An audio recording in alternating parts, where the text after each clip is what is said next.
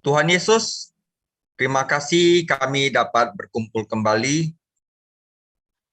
Engkau indah, Engkau mulia, dan Engkau kudus, Tuhan Yesus. Kami kagum akan Engkau. Bukan saja Engkau menyelamatkan kami dari kematian, tapi Engkau juga ada di dalam kami setiap saat, membimbing kami, menempa kami, melatih kami agar kami dapat berjalan dalam kehidupan yang memuliakan Engkau, Tuhan Yesus. Tuhan Yesus, kami ingin seperti Timotius, kami ingin seperti Epaphroditus. Tuhan Yesus tetap bimbing kami sampai Engkau menjemput kami di awanan permai, agar kami dapat selamanya bersama dengan Engkau. Lepaskanlah kami daripada yang jahat, jauhkanlah kami dari percobaan, karena Engkaulah yang punya kerajaan, kuasa, dan kemuliaan sampai selama-lamanya. Amin. Saudara, hari ini topiknya adalah sukacita Timotius dan Epaphroditus. Jadi ada dua tokoh di sini, Timotius dan Epaphroditus, masih dalam konteks pikiran yang rendah hati, pikiran tunduk. Ini diambil dari Eksegesis Filipi 2 ayat 19 sampai 30. Saudara, Saudara, apakah mungkin menjadi orang Samaria yang baik hati hari ini? Apakah ada orang yang seperti orang Samaria yang dengan tanpa syarat membantu orang lain, tanpa mementingkan diri sendiri membantu orang lain? Haruskah semua orang mengeraskan hatinya untuk mementingkan dirinya sendiri? Mungkin pengorbanan dan pelayanan adalah kebajikan kuno yang entah bagaimana tidak cocok dengan apa yang disebut peradaban modern kita. Saudara, kita patut dicatat bahwa bahkan di zaman Paulus, kepedulian bersama bukanlah kebajikan yang populer. Orang Kristen di Roma tidak terlalu tertarik dengan masalah di Filipi. Paulus tidak dapat menemukan satu orang pun di antara mereka yang bersedia pergi ke Filipi. Zaman banyak berubah, saudara. Hati manusia tetap sama, saudara. Egois, saudara. Dalam paragraf ini, Paulus masih membahas pikiran yang tunduk. Dia telah memberikan kita gambaran tentang pikiran yang tunduk, teladan tentang pikiran tunduk yang terdapat pada teladan Tuhan Yesus, yaitu Filipi 2 ayat 1-11, dan dia telah menjelaskan dinamika pikiran yang tunduk dalam pengalamannya sendiri, yaitu mengerjakan keselamatan di dalam Filipi 2 ayat 12-18.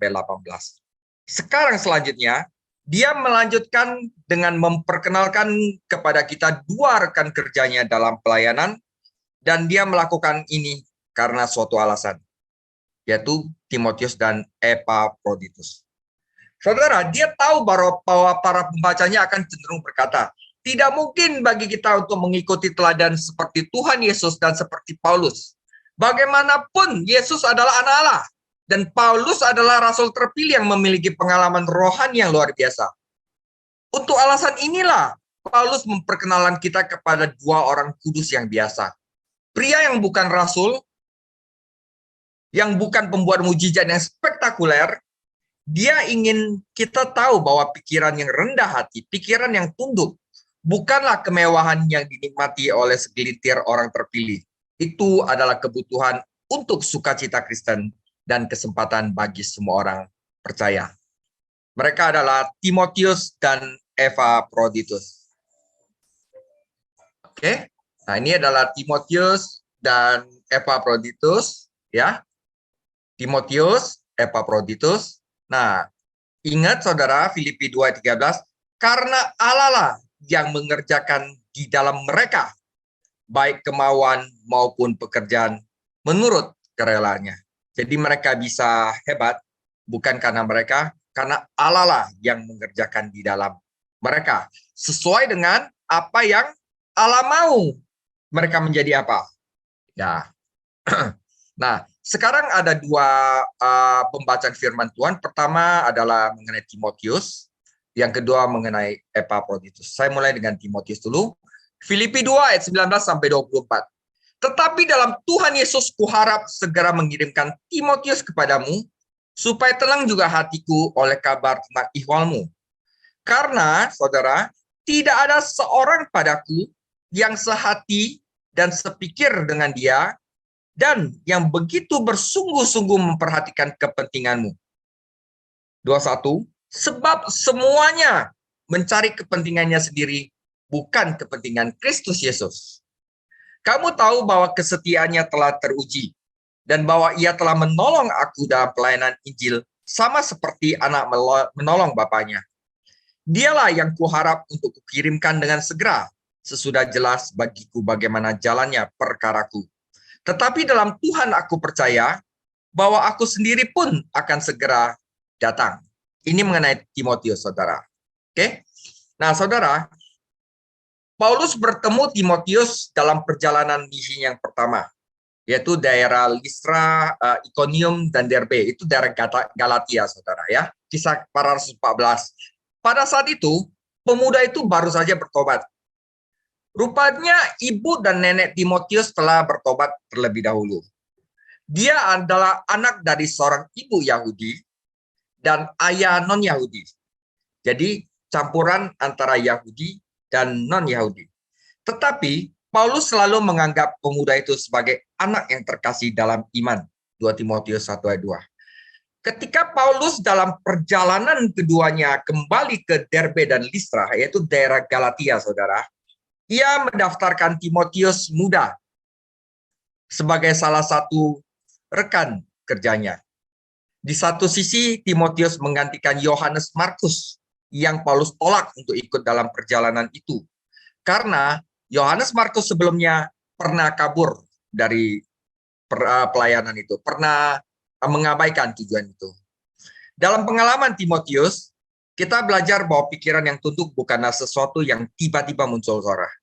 Otomatis muncul dalam kehidupan percaya. Itu butuh yang namanya pengalaman dan proses, saudara.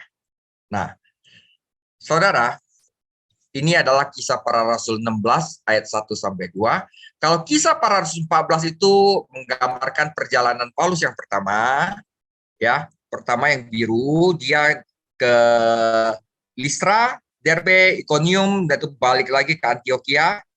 Kisah para Rasul 15 adalah sidang untuk menentukan apakah orang Yunani perlu disunat untuk menjadi orang Kristen. Akhirnya tidak perlu, dia tulis surat ke Galatia. Dalam perjalanan kedua dia tidak melalui laut lagi, tapi melalui darat. Disinilah setelah perjalanan pertama dia itu bertemu dengan Timotius, dan dalam perjalanan kedua dia ambil Timotius untuk berjalan bersamanya. Kisah para Rasul 16 ayat 1-3. Paulus datang juga ke Derbe dan Listra. Di situ ada murid yang bernama Timotius.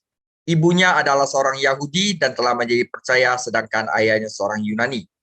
Timotius dikenal baik oleh saudara-saudaranya di Listra dan di Iconium. Dan Paulus mau supaya dia menyertai dalam perjalanan. Paulus menyuruh menyunatkan dia karena orang-orang Yahudi di daerah sana pengen begitu. Sebab setiap orang tahu bahwa bapaknya adalah orang Yunani. Jadi dia Timotius mulai ikut Paulus pada perjalanan misionaris Paulus yang kedua, saudara. Nah, saudara, Timotius ini ciri-cirinya pertama dia memiliki pikiran hamba, saudara. Timotius harus mengembangkan dan memupuk pikiran Kristus. Tidaklah wajar baginya untuk menjadi seorang pelayan, tetapi saat dia berjalan dengan Tuhan dan bekerja dengan Paulus, dia menjadi jenis pelayan yang dapat dipercaya Paulus dan diberkati oleh Tuhan. Perhatikan karakter dari pemuda ini, Timotius. Dia memiliki pikiran seorang hamba, ayat 19-21. Sejak awal, Timotius secara alami memperhatikan orang-orang, care sama orang-orang, dan memperhatikan kebutuhan mereka. Dia tidak tertarik untuk mendapatkan dukungan dan mempengaruhi orang lain. Dia hanya benar-benar tertarik pada kesejahteraan jasmani dan rohani mereka.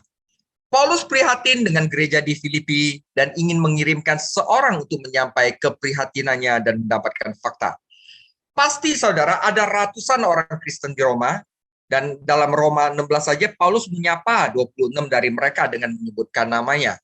Namun, saudara, tidak ada satupun dari mereka yang tersedia untuk melakukan perjalanan ke Filipi, saudara. Di sini Paulus tulis semua mencari kepentingannya sendiri bukan kepentingan Yesus Kristus. Dalam arti yang sangat nyata, kita semua harus hidup dalam Filipi 1 ayat 21, di mana bagiku hidup adalah Kristus. Beda sama yang mencari kepentingan sendiri. Tetapi Timotius secara alami memiliki kepedulian terhadap kesejahteraan orang lain, saudara. Dia memiliki pikiran seorang hamba. Sangat disayangkan bahwa orang-orang percaya di Roma, bahkan di Filipi, begitu mementingkan diri mereka sendiri dan pertengkaran internal mereka sendiri, saudara. Ada pecah. Sehingga mereka tidak punya waktu untuk pekerjaan penting Tuhan.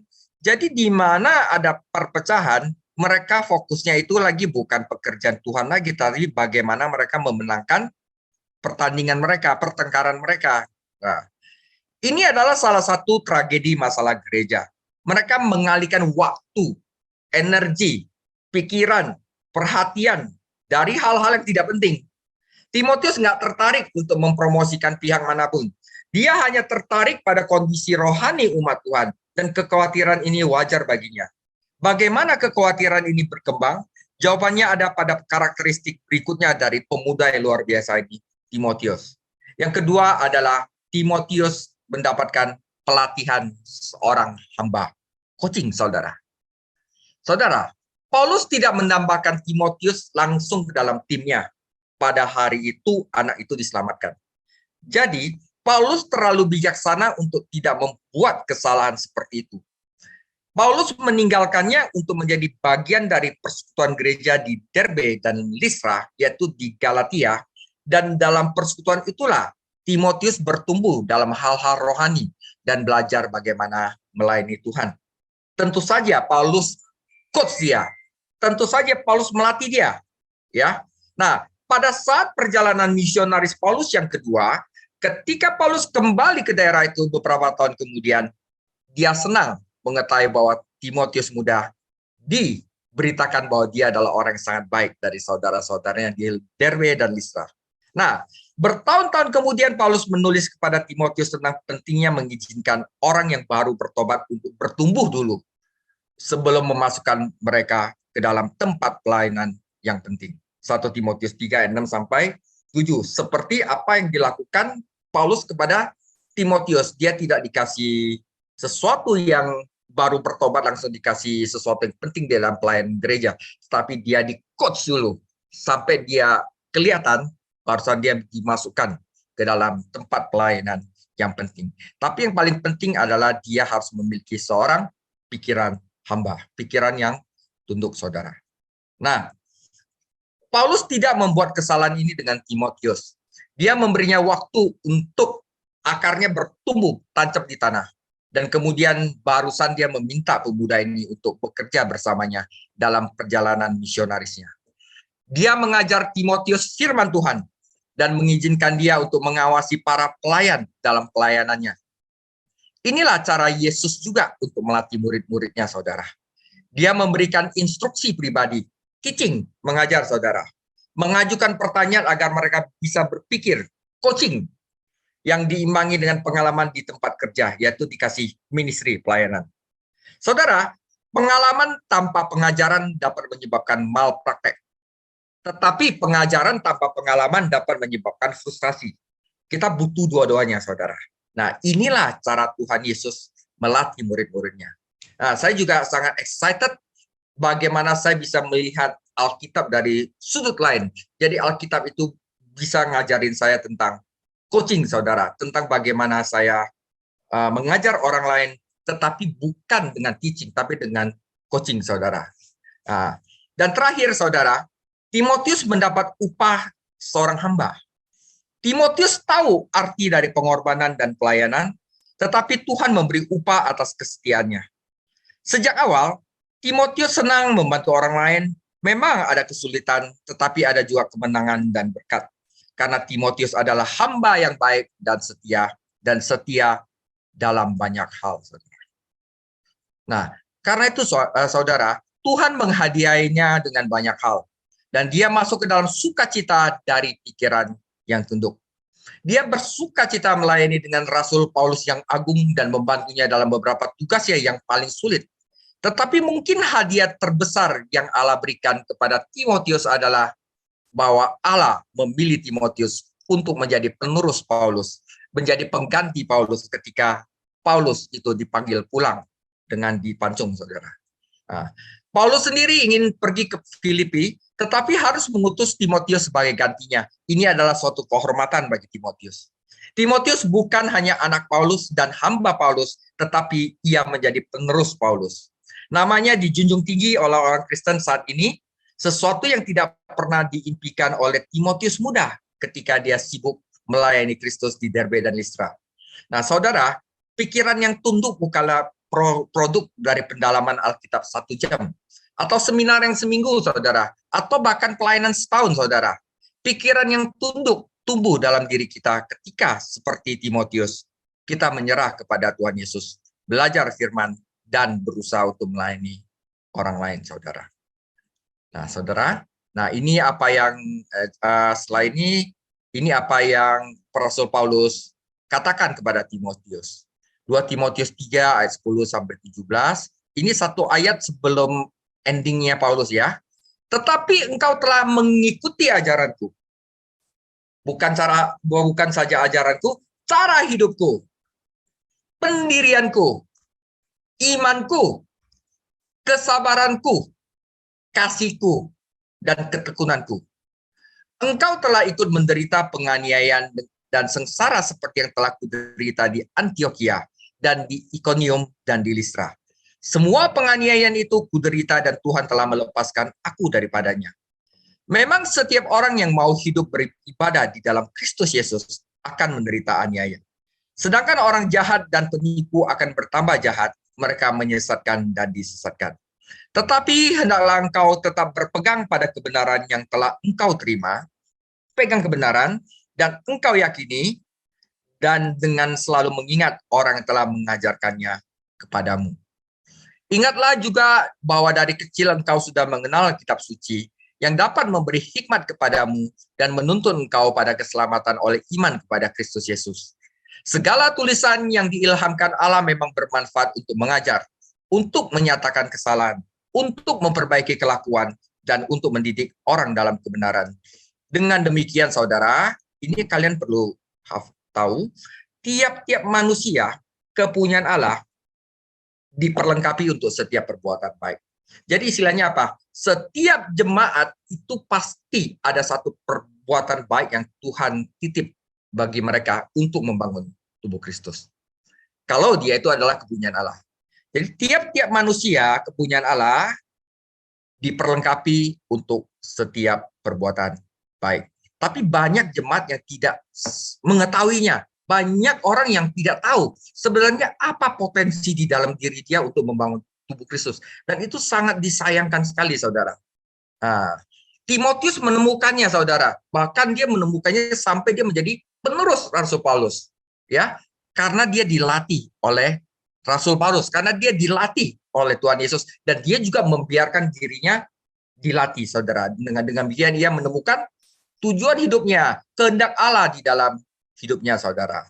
Nah, saudara, ini sebelum Paulus dipancung, ya, Paulus memberikan nasihat dan 2 barang yang diminta Paulus kepada Timotius, penerusnya menjelang kemartirannya. Ya, pertama nasihat Paulus kepada Timotius, 2 Timotius 4, ini adalah yang terakhir dari Timotius, beritakanlah firman, sedialah baik dan tidak baik waktunya. Yang kedua, mengenai diriku, darahku sudah mulai dicurahkan sebagai persembahan dan saat kematianku sudah dekat. Dan waktu Paulus sudah mau dipancung, dia minta 2 barang Timotius bawakan kepadanya.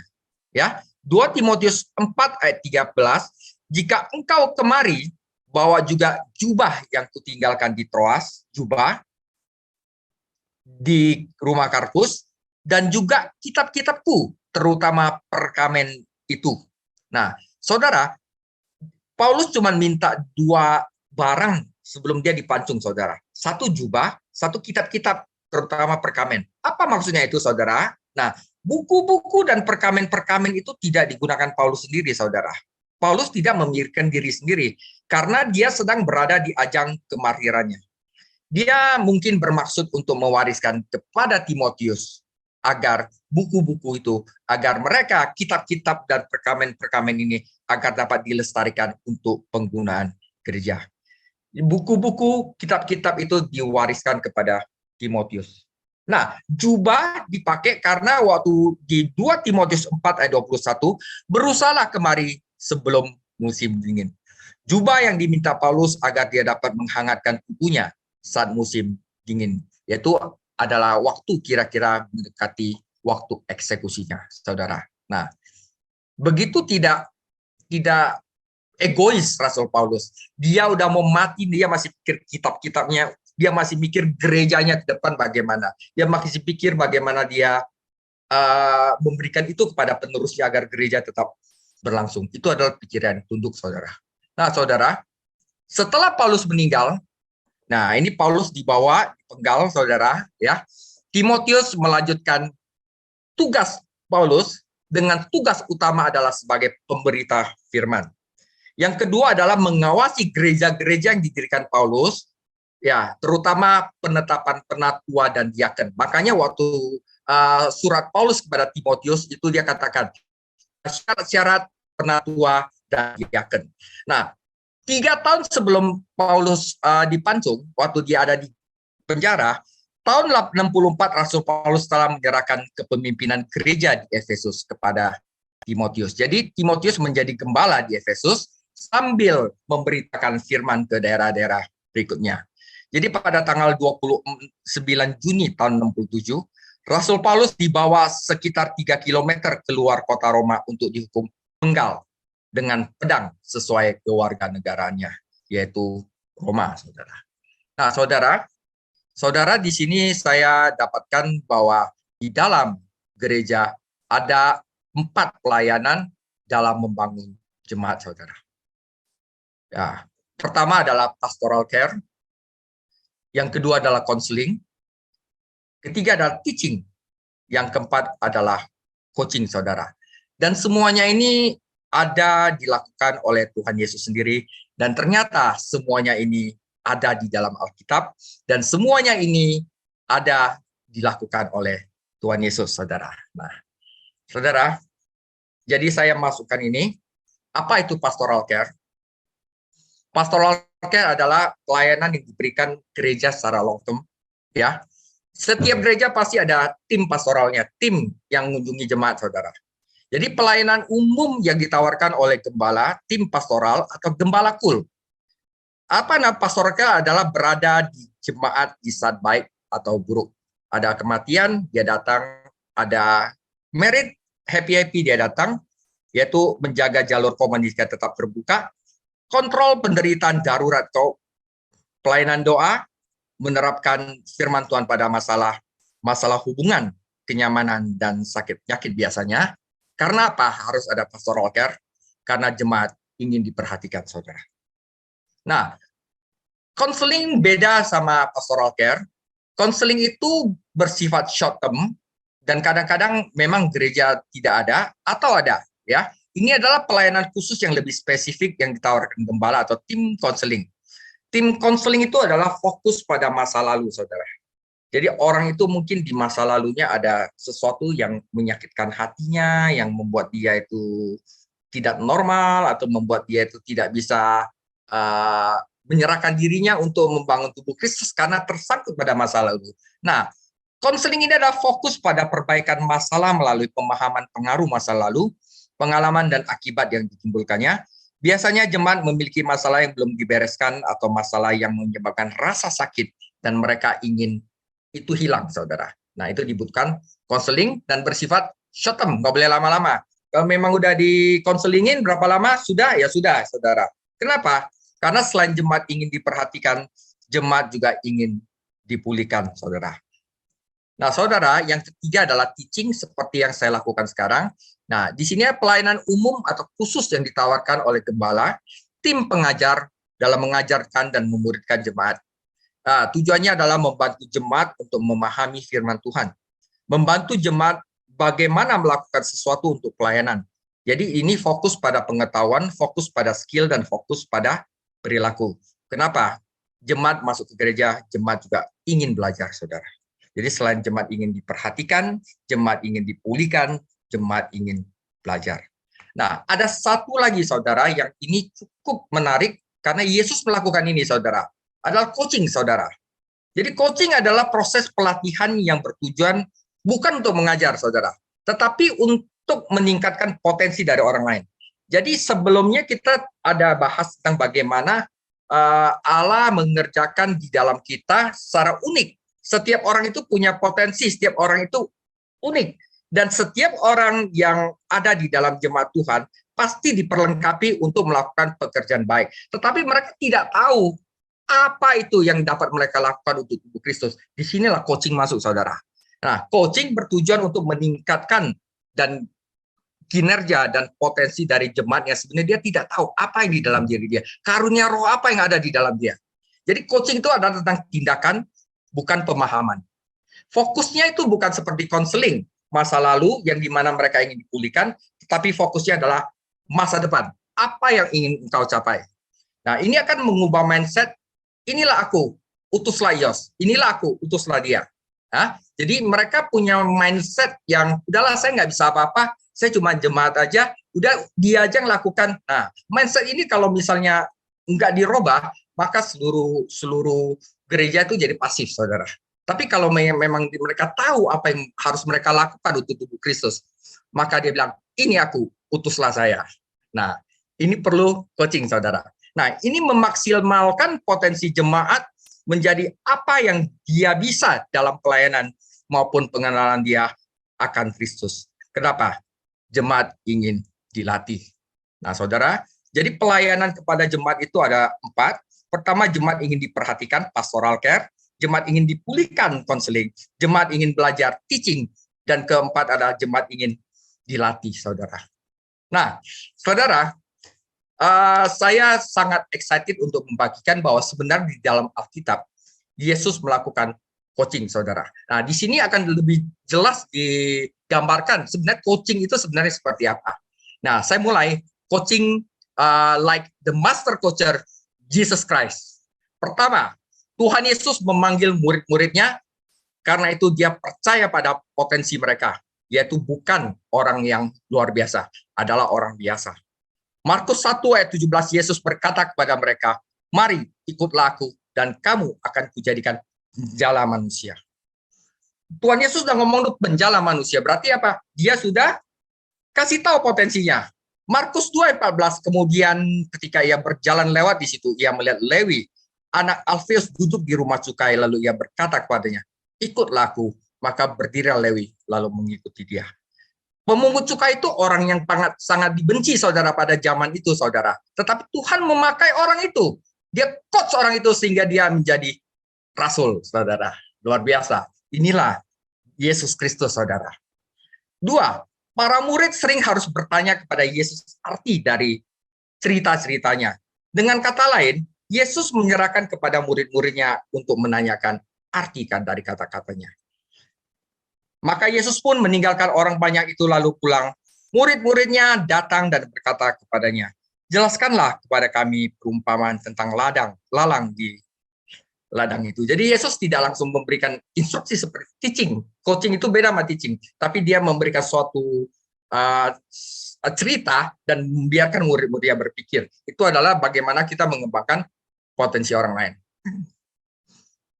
Tuhan Yesus meninggalkan pembentukan awal gereja kepada murid-muridnya, Matius 28 ayat 19, karena itu pergilah, jadikanlah semua bangsa muridku, dan baptislah mereka dalam nama Bapa dan Anak dan Roh Kudus, dan ajarlah mereka melakukan segala sesuatu yang telah kuperintahkan kepadamu, dan ketahuilah aku akan menyertai kamu senantiasa sampai pada akhir zaman. Tuhan Yesus nggak kasih tahu secara detail, saudara, bentuk gereja itu seperti apa, ordernya bagaimana, apa perlu liturgi, atau perlu apa? Nggak kasih tahu. Dia cuma kasih tahu, pergilah, jadikan sebuah bangsa muridku. Saudara, ini coaching, saudara.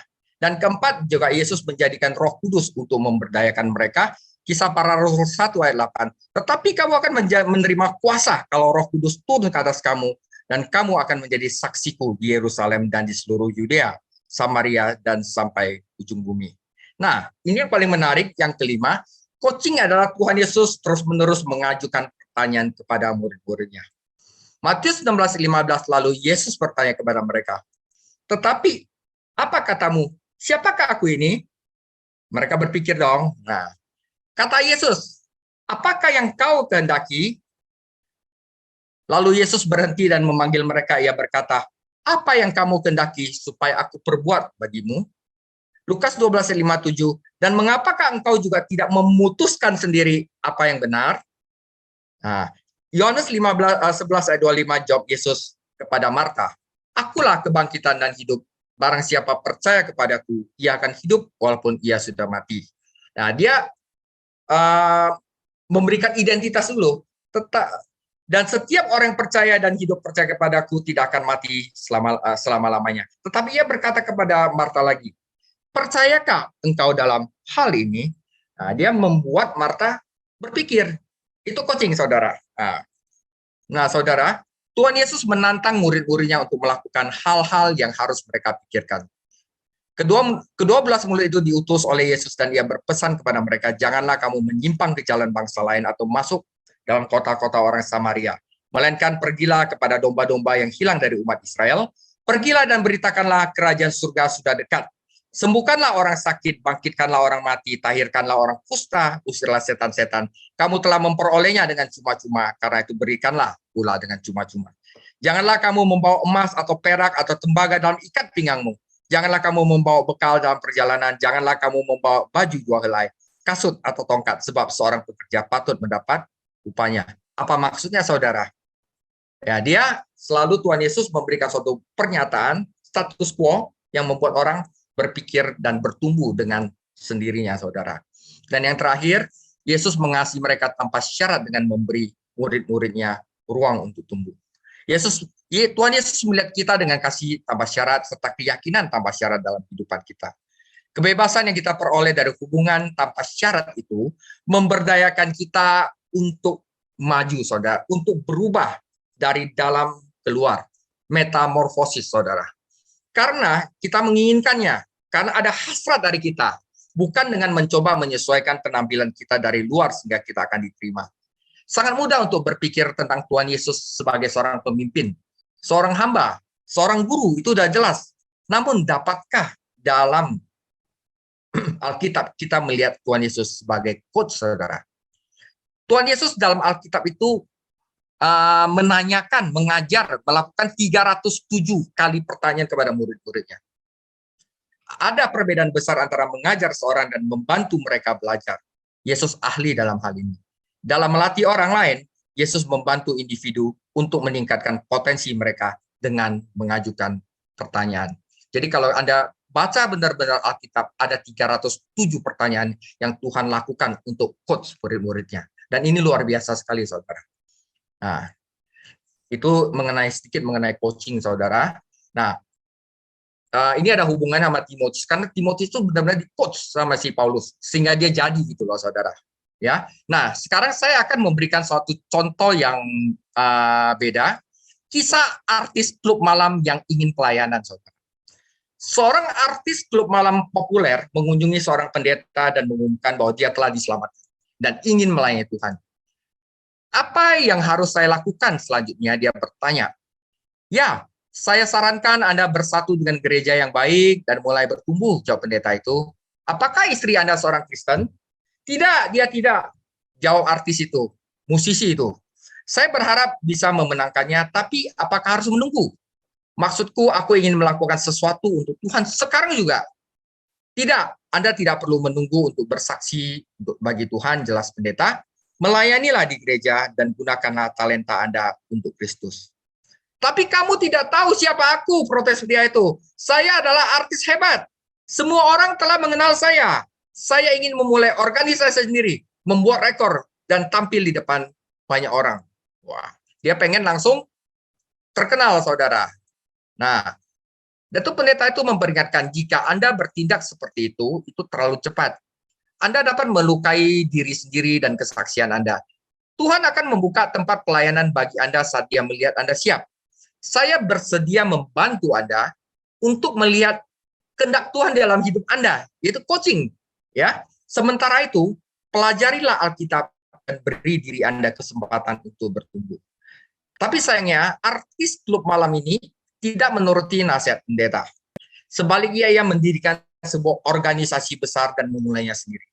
Keberhasilannya berlangsung kurang dari setengah tahun. Dia tidak hanya kehilangan kesaksiannya karena dia tidak cukup kuat untuk memikul beban yang berat, tetapi perjalanannya yang terus-menerus membuat dia terasing dari komunitasnya. Dia hanyut ke dalam kelompok pinggiran dan menghilang dari pelayanan publik, seorang pria yang jatuh dan bangkrut. Kata pendeta itu, cabang-cabangnya tumbuh lebih cepat keluar daripada akarnya tumbuh ke dalam. Tidak seperti Timotius yang akarnya tumbuh ke dalam dulu, barusan cabang-cabangnya tumbuh keluar. Dan ketika itu terjadi, kamu akhirnya jatuh, saudara. Nah, kira-kira ini, saudara ya. Nah, yang kedua, bagian kedua adalah kita beralih ke satu karakter lain, yaitu Epafroditus. Filipi 2 ayat 25 sampai 30. Sementara itu, kuanggap perlu mengirimkan Epafroditus kepadamu, yaitu saudaraku dan teman sekerja serta teman seperjuangku yang kamu utus untuk melayani aku dalam keperluanku. Karena ia sangat rindu kepada kamu sekalian dan susah juga hatinya sebab kamu mendengar bahwa ia sakit. Bayangin saudara, dia malah khawatir, orang khawatirin dia sakit, saudara. Tapi memang benar ia sakit dan nyaris mati. Tetapi Allah mengasihi dia, bukan saja dia saja, melainkan aku juga, supaya duka citaku jangan bertambah-tambah. Itulah sebabnya aku lebih cepat mengirimkan dia, supaya bila kamu melihat dia, kamu dapat bersuka cita pula dan berkurang duka citaku. Jadi, sambutlah dia dalam Tuhan dengan segala sukacita dan hormatilah orang-orang seperti dia. Sebab oleh karena pekerjaan Kristus, ia nyaris mati dan ia mempertaruhkan jiwanya untuk memenuhi apa yang masih kurang dalam pelayanan kepadaku. Saudara, Timotius dan Epafroditus dua-duanya memiliki pikiran tunduk. Tapi mereka berbeda dalam pelayanan dan berbeda dalam karakternya. Tetapi mereka sama-sama mementingkan Kristus Yesus. Mari kita lihat apa yang ada di dalam Epafroditus. Saudara, Paulus adalah seorang Yahudi murni. Timotius adalah setengah Yahudi, setengah Yunani. Dan Epafroditus adalah seorang Yunani murni. Dia adalah anggota gereja Filipi yang mempertaruhkan kesehatan dan hidupnya untuk membawa persembahan misionaris mereka kepada Rasul Paulus yang ada di Roma. Namanya berarti menawan, charming. Dan dia adalah orang Kristen yang menawan. Inilah karakter Epafroditus. Dia adalah orang Kristen yang seimbang, saudara. Dia apa aja kerjain, saudara. Paulus tidak dapat mengatakan cukup banyak tentang pria itu. Dia katakan ini adalah saudaraku. Dan dia dikatakan rekan kerjaku. Dan dia juga katakan Paulus rekan prajuritku. Jadi ketiga deskripsi ini paralel dengan apa yang Paulus tulis tentang Injil dalam pasal pertama surat ini. Epafroditus adalah seorang Kristen yang seimbang, saudara. Dia bagus dalam persekutuan Injil, sekarang ini adalah ibadah. Dia bagus dalam kemajuan Injil untuk misi penginjilan, dan dia bagus dalam belajar Alkitab, rekan prajurit atas iman Injil. Ya, jadi dia adalah saudara dalam persekutuan dalam Injil, rekan kerjaku dalam kemajuan Injil, dan rekan prajuritku atas pertempuran iman Injil, saudara. Ya, nah saudara, keseimbangan memang penting dalam kehidupan Kristen. Keseimbangan penting dalam kehidupan Kristen. Beberapa orang sangat menekankan ibadah, persekutuan, sehingga mereka melupakan misi. Yang lain begitu terlibat dalam pengajaran, sehingga mereka mengabaikan ibadah dengan orang-orang percaya lainnya. Epafroditus tidak jatuh ke dalam salah satu jebakan ini. Dia seperti Nehemia, orang yang membangun kembali tembok Yerusalem dengan pedang di satu tangan dan sekop di tangan lainnya. Anda tidak dapat membangun dengan pedang dan bertempur dengan sekop. Dibutuhkan keduanya untuk menyelesaikan pekerjaan Tuhan. Ini butuh unity, saudara. Dr. S.A. Ironside pernah bercerita tentang sekelompok orang percaya yang hanya memikirkan persekutuan saja. Mereka memiliki sedikit perhatian untuk menjangkau yang terhilang atau bertekun dalam pengajaran untuk mempertahankan iman melawan musuh-musuhnya. Nggak bisa, saudara. Gereja itu harus ada tiga ini, saudara. Gembala, penginjil, dan pengajar itu bekerja sama. Tiga jawatan khusus ini, saudara ya. Nah, dia juga adalah seorang Kristen yang terbebani. Seperti Timotius, Epaphroditus memperhatikan orang lain. Pertama-tama dia mengkhawatirkan Paulus. Ketika dia mendengar di Filipi bahwa Paulus adalah seorang tahanan di Roma, dia dengan sukarela melakukan perjalanan yang panjang dan berbahaya ke Roma untuk hanya berada di sisi Paulus dan membantunya. Wah, luar biasa, saudara. Dia membawa hadiah kasih dari gereja Filipi bersamanya, melindunginya dengan nyawanya sendiri. Nah, saudara, gereja-gereja saat ini membutuhkan pria dan wanita yang terbebani untuk misi, dan bagi mereka yang berada di tempat-tempat yang sulit dalam pelayanan Kristen. Masalah di gereja kami, kata seorang pemimpin misi, adalah bahwa kami memiliki terlalu banyak penonton dan tidak cukup pelayan. Jadi orang-orang seperti Epaphroditus itu sangat jarang sekali sekarang.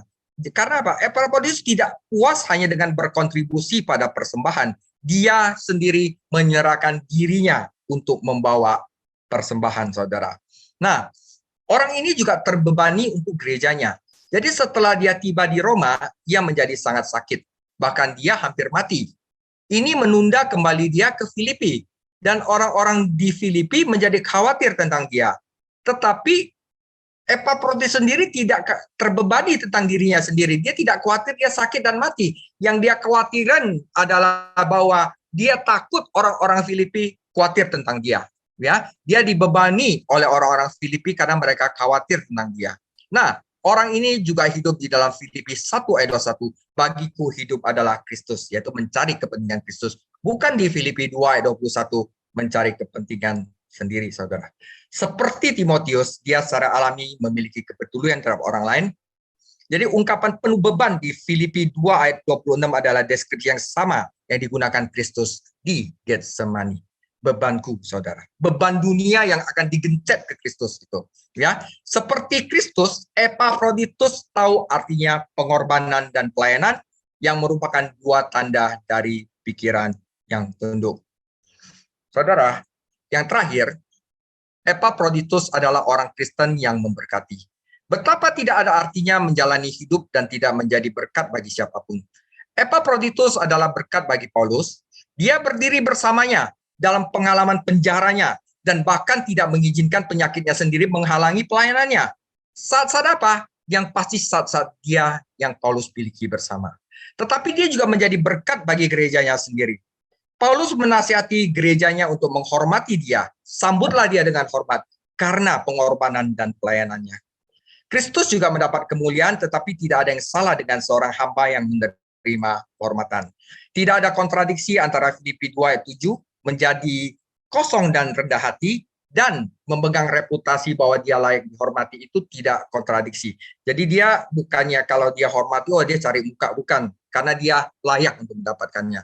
Kristus mengosongkan dirinya dalam tindakan kerendahan hatinya yang penuh kasih, dan Allah meninggikan dia.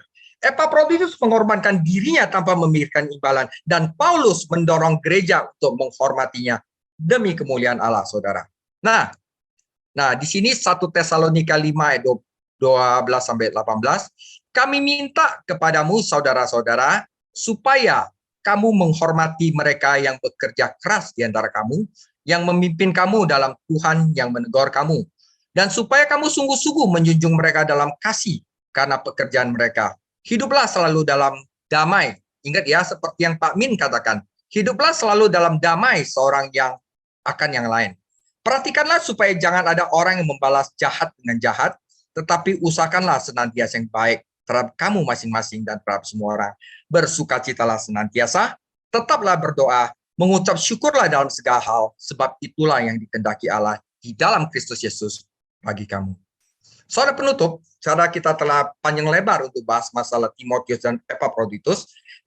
Timotius dan Epaphroditus adalah berkat bagi Paulus dan gerejanya sendiri, dan teladan mereka juga menjadi berkat bagi kita hari ini. Mereka membuktikan kepada kita bahwa kehidupan yang penuh sukacita adalah kehidupan pengorbanan dan pelayanan. Dan pikiran yang tunduk itu benar-benar bekerja.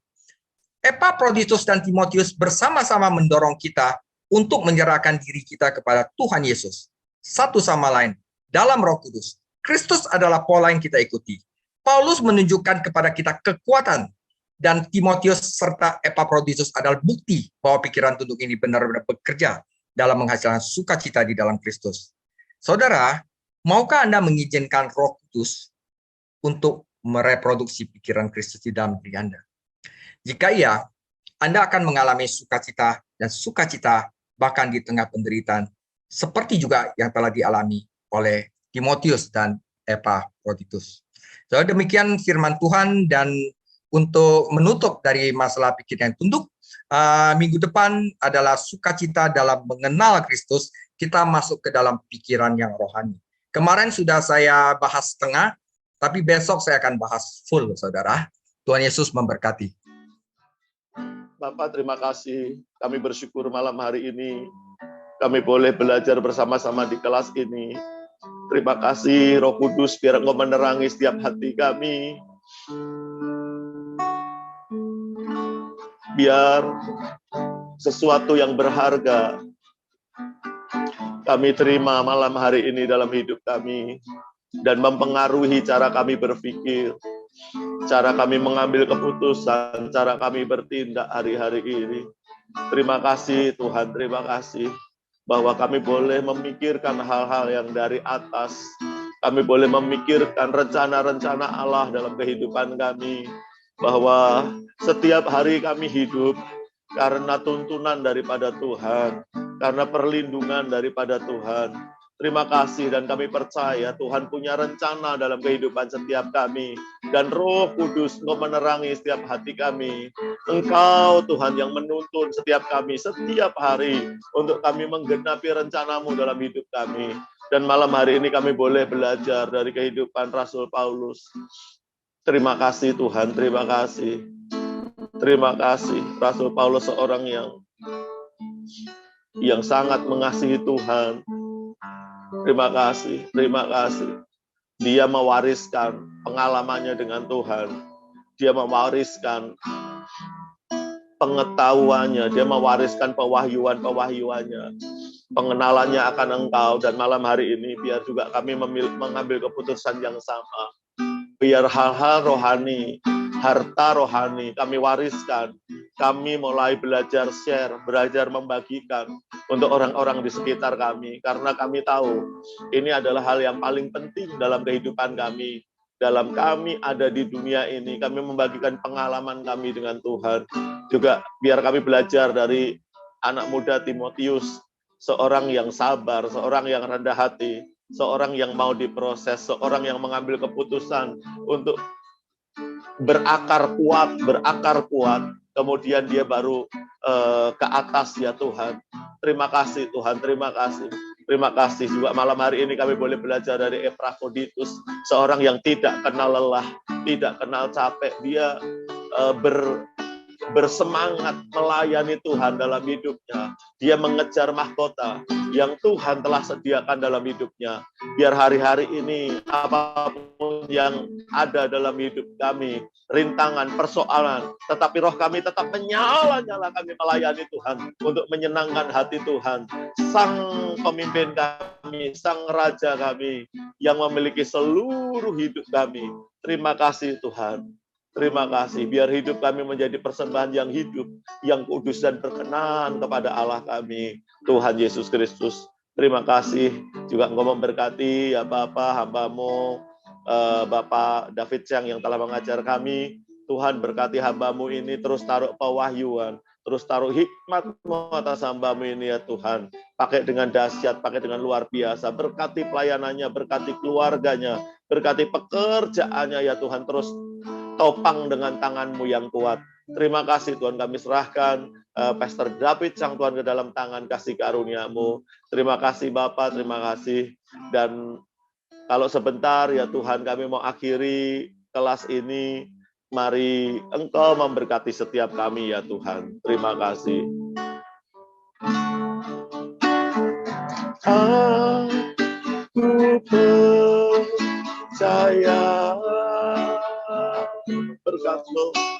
berkat-Mu atasku melimpah, kebajikan, kemurahan selalu mengikutiku. Ku puji, ku sembah katakan kebajikan, kebajikan, kemurahan selalu mengikutiku. Ku puji, ku sembah Kau Yesus. Haleluya.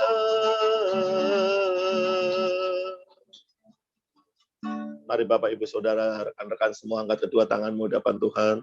Kekasih-kekasih Kristus, kita akhiri kelas kita hari ini. Terimalah berkat yang berlimpah-limpah, kemenangan demi kemenangan dari Allah Bapa kita di surga, anugerah yang sempurna di dalam anaknya Tuhan Yesus Kristus, serta persekutuan yang erat Roh Kudus menyertaimu dari saat ini sampai Maranatha. Mari kita semua yang dikasihi dan diberkati oleh Tuhan Yesus Kristus, kita katakan, amin. Tuhan Yesus memberkati. God bless you all. Terima kasih.